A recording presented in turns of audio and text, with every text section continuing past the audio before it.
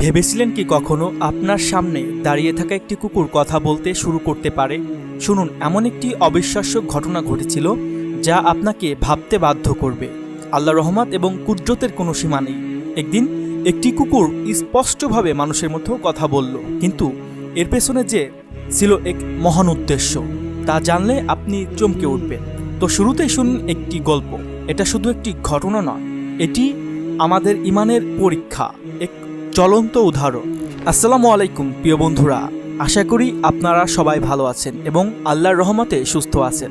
আজকের গল্পটি এমন এক অদ্ভুত ঘটনা নিয়ে যা হয়তো আপনি বিশ্বাস করতে পারবেন না, কিন্তু এটি একেবারে সত্য। আপনারা তো জানেন আল্লাহর কুদরত অসীম, তিনি যে কোনো কিছু করতে পারেন, তা সে যতই অদ্ভুত কিংবা অবিশ্বাস্য হোক না কেন। এবং আজ আমি আপনাদের এমন একটি ঘটনা শেয়ার করতে যাচ্ছি যা শুনলে আপনারা চমকে যাবেন।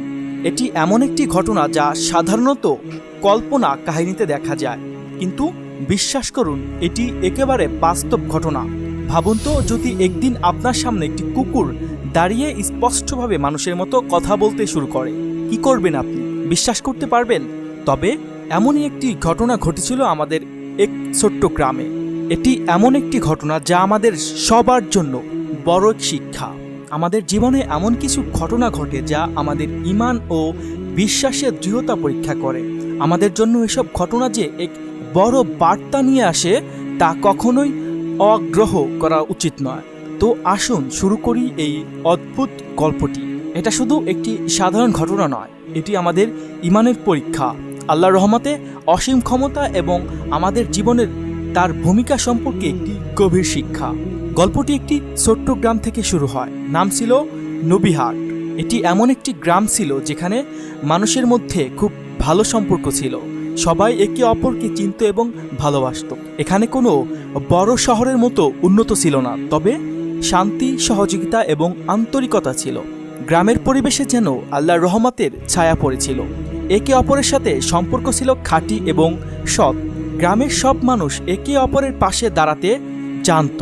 প্রত্যেক একে অপরের সাহায্যের সদা প্রস্তুত থাকত।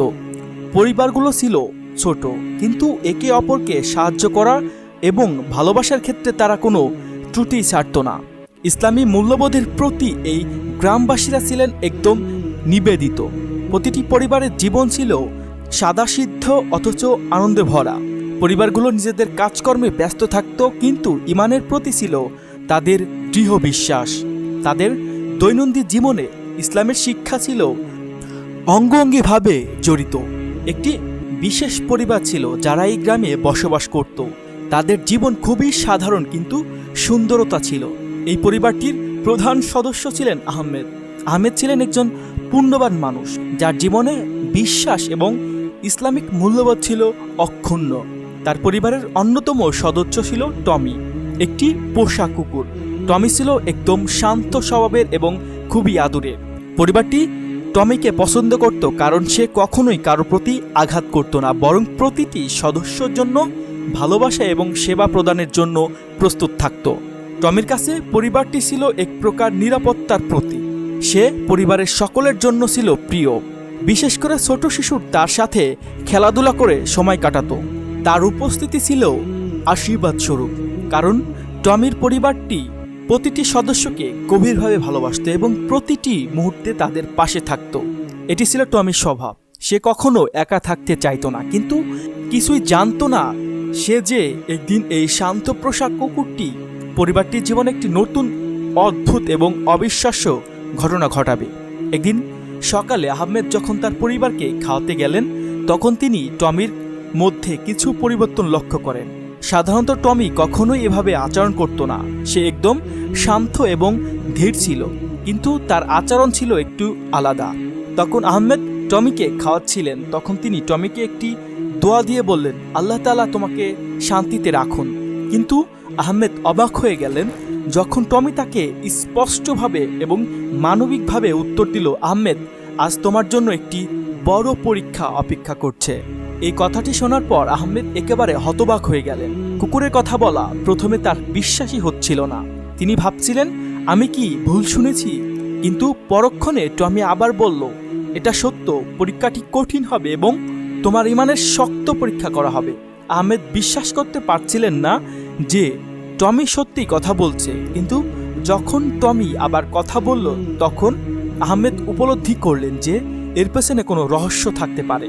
টমি কি কিছু জানতো যা তার জন্য জানা উচিত ছিল? তার মনে অনেক প্রশ্ন উঠল, কিন্তু সবচেয়ে বড় প্রশ্ন ছিল এটা কিভাবে সম্ভব। আহমেদ যদি বিশ্বাস না করত তাহলে হয়তো সে কখনোই জানতো না যে আল্লাহ তার জীবনে কি ধরনের পরীক্ষা নিতে যাচ্ছেন।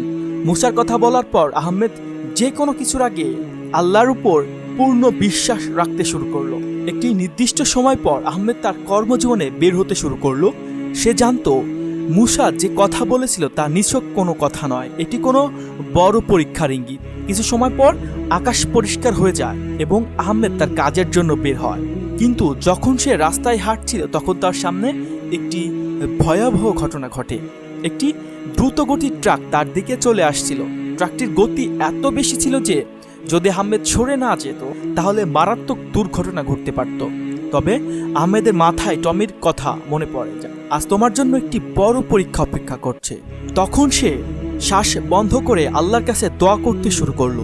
মুহূর্তের মধ্যে ট্রাকটি অদ্ভুতভাবে তাকে পাশ কাটিয়ে চলে যায়।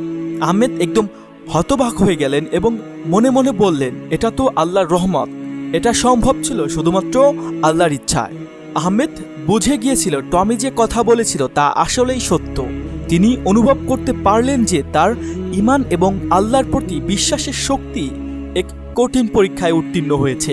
তিনি জানতেন এই ঘটনাটি ছিল আল্লাহর বিশেষ রহমত, যা তাকে আল্লাহর ক্ষমতা এবং কুদরত সম্পর্কে স্মরণ করে দিয়েছে।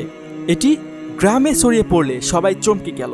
গ্রামে এই ঘটনাটি নিয়ে আলোচনা শুরু হলো। কিছু মানুষ বলছিল এটা নিশ্চয়ই আল্লাহর কুদরত, আর কিছু মানুষ ছিল যারা সন্দেহ প্রকাশ করছিল। তারা বলছিল এটা কিভাবে সম্ভব হতে পারে, কুকুর কি সত্যি কথা বলতে পারে? কিন্তু যারা ঈমানদার ছিলেন তারা জানতেন যে আল্লাহ যদি চানতো সবকিছুই সম্ভব। গ্রামের বৃদ্ধ শাহ বাবাও এই ঘটনা শুনে ভাবতে লাগলেন। তিনি মনে করলেন এটি মানবজাতির জন্য একটি বিশেষ বার্তা হতে পারে।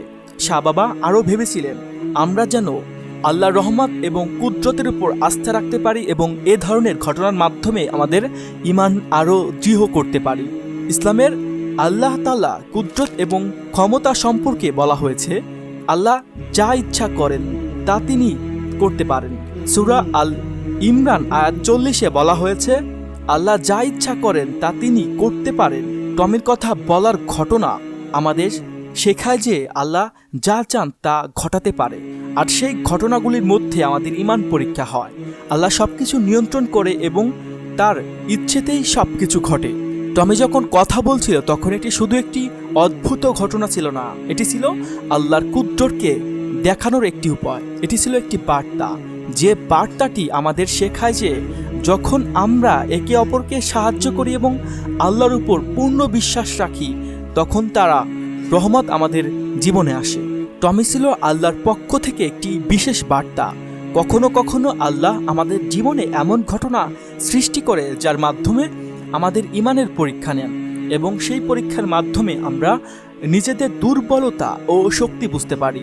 মুসার ঘটনা আমাদের শেখায় যে আল্লাহ আমাদের জীবনে কখনো কখনো এমন ঘটনা নিয়ে আসে যা আমাদের চিন্তা ভাবনায় পরিবর্তন আনতে পারে। এছাড়া এই ঘটনা থেকে আমরা আরও একটি গুরুত্বপূর্ণ শিক্ষা নিতে পারি, প্রত্যেক প্রাণী আল্লাহর সৃষ্টি এবং তাদের প্রতি আমাদের সদয় হতে হবে। ইসলামে কুকুরের প্রতি সদয় হওয়া এবং তাদের প্রতি ন্যায্য আচরণ করা একটি মৌলিক নীতি। গ্রামের কিছু মানুষ টমির কথা অবিশ্বাস করছিল এবং তারা তাচ্ছিল্য করছিল। তারা বলছিল এটা নিছক অশুভ ঘটনা, কুকুর কি সত্যি কথা বলতে পারে? কিন্তু যারা ঈমানদার ছিল তারা জানতেন যে এটি ছিল আল্লাহর পরিকল্পনা এবং তাদের ঈমানের পরীক্ষা। মুসলিম হিসাবে আমাদের উচিত সবসময় আল্লাহর উপর পূর্ণ ভরসা রাখা এবং তার কুদরতকে আত্মস্থ করা।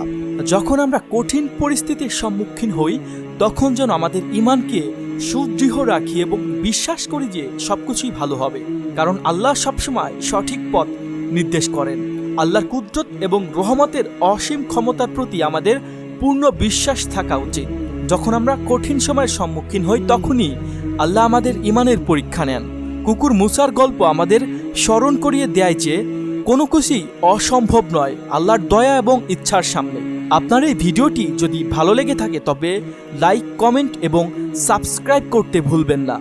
আমাদের চ্যানেলে আরও এমন অসাধারণ গল্প এবং শিক্ষামূলক ভিডিও পেতে নোটিফিকেশনে বেলটি প্রেস করুন। আল্লাহ আমাদের সবাইকে হেদায়েত দান করুন। আমিন।